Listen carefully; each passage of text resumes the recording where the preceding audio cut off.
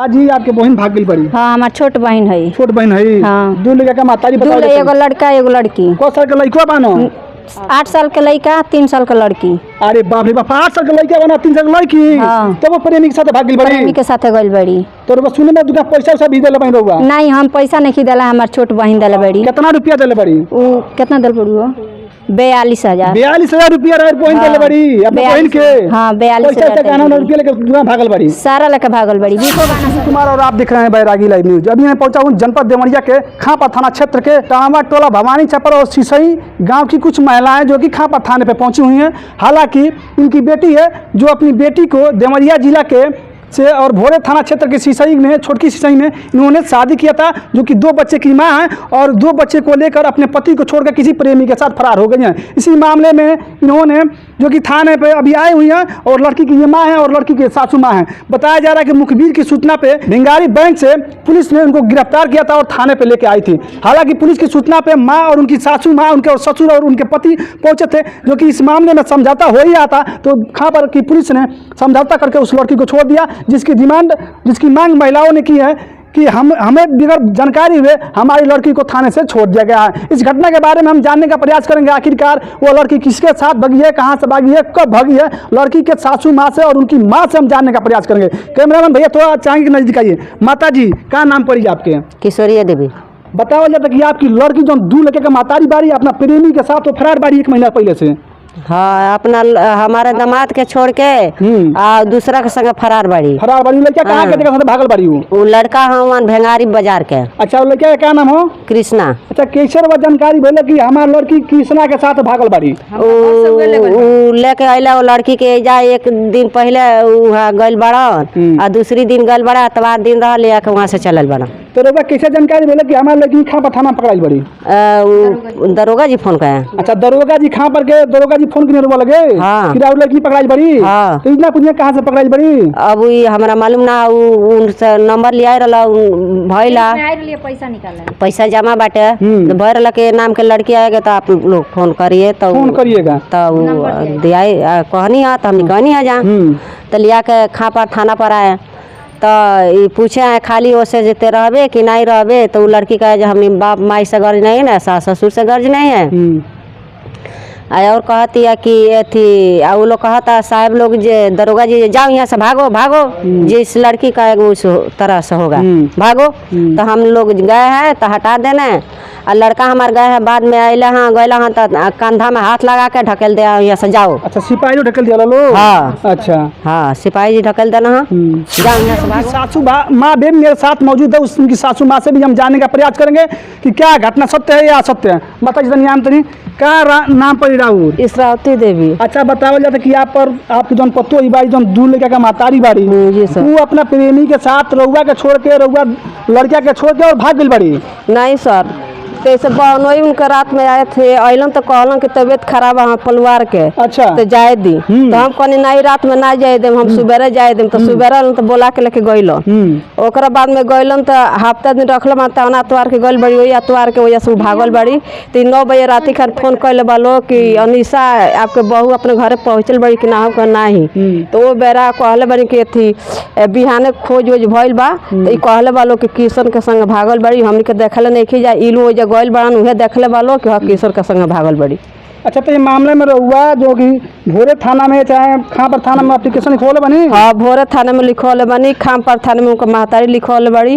हाँ तो कैसे वो मालूम चल कि राउर पत्तो ही पकड़ाई बड़ी खां पर थाना में? तो ऐसे बैंक में गए लिए पैसा उतारे भेंगारी तो वजह से के थी बैंक के फोन कैल कि हे जाइल बड़ी ये नाम के लड़की तो नहीं है जा, तो वजह से पकड़ के लेकर नहीं जा थाना में। अच्छा कितना दिन शादी भइले भइल आपके लड़का के? 9 साल। कौन लड़का बोलो? एगो लड़का एगो लड़की। एक जन लड़का एक जन लड़की। तो और पतो सेवा करते लिए कि ना करते लिए? हमने में झगड़ा वगैरह कुछ ना रहा, ये 2 महीना से ढंग से ना बोलत नहीं ना कुछ। तो मतलब अपना जीजा के साथ भागल बाड़ी या प्रेमी के साथ भागल? नहीं जीजा के संग नहीं भागल, जीजा के संग जैसे गइल बड़ी भागल बड़ी वजह से ये प्रेमी के संग ये के जानते मतलब कहां से अपने मायके से भागल बड़ी? नहीं बहनौरा से। अच्छा मतलब अपना बहन के से प्रेमी के बुला के और वहां से फरार हो गई? हां बहन के से। हालांकि उनकी बहन भी मेरे साथ मौजूद है, जिसके घर से वो फरार हुई है वो भी मेरे साथ मौजूद है, उनसे भी हम जानने का प्रयास करेंगे। जी बतावल जाता कि आपके बहन जो कि आप अपना लोग घरे बोलो रही जैसे फरार हो गई बड़ी? हाँ तो कहिया के घटना है जन 9 तारीख के। अच्छा 9 तारीख के घटना है। हाँ। 9 मई के। हाँ 9 मई के। तो ये बताई कुछ ले के भागल बड़ी। कुछ लेकर नहीं की भागल, अब अपना ससुरा से लेकर भागल बड़ी। अच्छा अपना ससुरा सामान और ससुरा से सामान में लेके आई हुई अपने घर। अब ये सब भागल बड़ी तो जानकारी बा कि मतलब के साथ भागल बड़ी। हाँ के साथ भागल बड़ी। किशन वर्मा किशन कहाँ के रहे वाला किशन भिंगारी। भिंगारी मुझे से उनका सब भागल बड़ी। हाँ तो पकड़ा लूँ रहो लो ना पकड़ाइल ना रहलो। तो फिर ये बड़ा कैसे पकड़ा गई है वो। हमारा घर जात रहा है। अच्छा जात न हो। हाँ मनोरवा देखले रहनी करो ना वो। हाँ अच्छा तो उनकर फोटो वो हमर लगा। अच्छा फोटो बाटे। हाँ। अच्छा तो मनोरवा पकड़ले रहनी का मतलब हाँ क्या मतलब वो पकड़ले रहनी है। हाँ अच्छा रउआ जौन बहिन बाड़ी वो बहिन के जौन राउर बहनोई बनो ये बड़ा उस समय कहाँ बनो दुबई। दुबई बनो। हाँ गाँव की भी कुछ महिलाएं मेरे साथ मौजूद हैं, उनसे भी हम जानने का प्रयास करेंगे आखिरकार जो महिला भगी है क्या क्या लेके भगी, उनसे भी जानने का प्रयास करेंगे। गांव के लोग भी हैं। चाची है ना तो ये लोग आई डराई मत।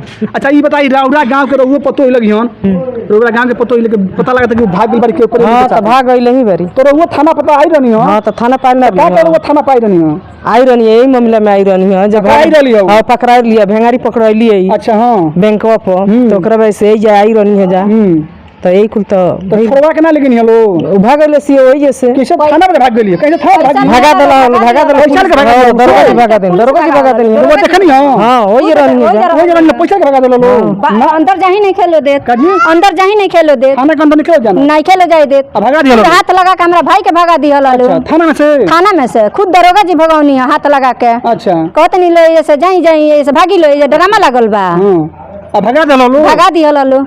अच्छा तो देख सकते हैं ये खां पर थाने की रवैया है और एक महिला को पकड़ते हैं और वहाँ से मेरे द्वारा नहीं मेरे चैनल द्वारा उनके द्वारा कहा जा रहा है कि खां पर थाने की पुलिस ने पैसा लेकर और उस महिला को भगा दिया है। हालांकि उनके ससुर जी मेरे साथ मौजूद हैं, ससुर जी भी से जानने का हम प्रयास करेंगे आखिरकार इनकी जो बहू भगी है किस तरह भगी है कहाँ है। जौन पतो बाड़ी दू लड़के का माता बेरुआ के लड़का के छोड़ कर भाग गई बाड़ी भाग गई तो कहाँ रुआ तनी बताएं रोई मत कहाँ रुआ तनी रोई मत। हालांकि ससुर जी जो उनके ससुर हैं भाव खो चुके हैं रो रहे हैं जी। रोई मत बहुत पतो ही सन मिली बहुत पतो ही मिली रोई मत बहुत पतो ही मिली। ये बताई रुआ कहाँ आयल बनी बड़ा रोई मत भाव मत होई कहाँ आयल बनी थाना पर खां पर थाना पाइल बनी।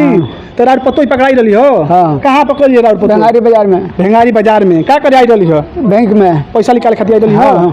तो पकड़ लिए तो खां पर थाना पाई तो खां पर थाना पे तो पुलिस प्रशासन से बात की क्या कहो पुलिस प्रशासन पुलिस जाए नहीं कहते तो अंदर निकले जाते बात करके रो प्रयास कहीं हो। क्या कहो लो कल तार लोग कौन काम नहीं खेजा लोग। तो रउआ लइकवन के ले लेनी है कि लइकवा के दे देनी है। लइकवा आए नहीं कहते तो हम निकले तो कौन आई। अच्छा लइकवा के रुआ लगे नहीं क्या हो दे ना राउर लइका कहाँ बने बड़ा लइका कनी गेलो बड़े राउर लइका जो बड़े विदेश बना कोस कितना साल विदेश गेले हो गए 1.5 साल। कैसे ना उतरले से तो अरे तो हमरा घर से नहीं ना भागल बहन के घर से भागल बिया। अच्छा बहन के घर गई घूमे खातिर। हां तबीयत खराब रहा बहन के तो गई रहे। अच्छा तो ये से भाग गइलू वही जैसे भाग गई। ये बड़ा कैसे भाग गेले से थाना में से थाना वाला भगा देला दरोगा जी भगा देला घूस लेके पैसा लेके भगा देना। हां पैसा लेके रुआ देखनी हो। हां हालांकि ससुर जी भी कह रहे हैं कि दरोगा यहाँ के पुलिस प्रशासन है जो पैसा लेकर और यहाँ भगा के आपकी बहन है जो भगी हैं। हाँ बीखो को लेकर भागल बड़ी बीखो तो नहीं खी लेके गई अभी हमरा नहीं पता बीखो लेके अब अपना घर से जे कुछ सहेज के लेके गई हो खस अब उनके जानकारी बा। अब हम नहीं देख ले तो कैसे बता सकेनी। अच्छा को बहन बोलो बानी लो 4 बहन 4 तो रउआ छोट है सबसे नहीं हमसे वो छोट रही। अच्छा रउआ से छोट रही हो तो रउआ घर आई रही कि वहाँ घर गई रही हो नहीं माझिल बहन घर गई। अच्छा तो ये सर रउआ सुने में तो पैसा उसा भी देले रहनी पैसा बहुत पहले के दियल बा ठीक बा।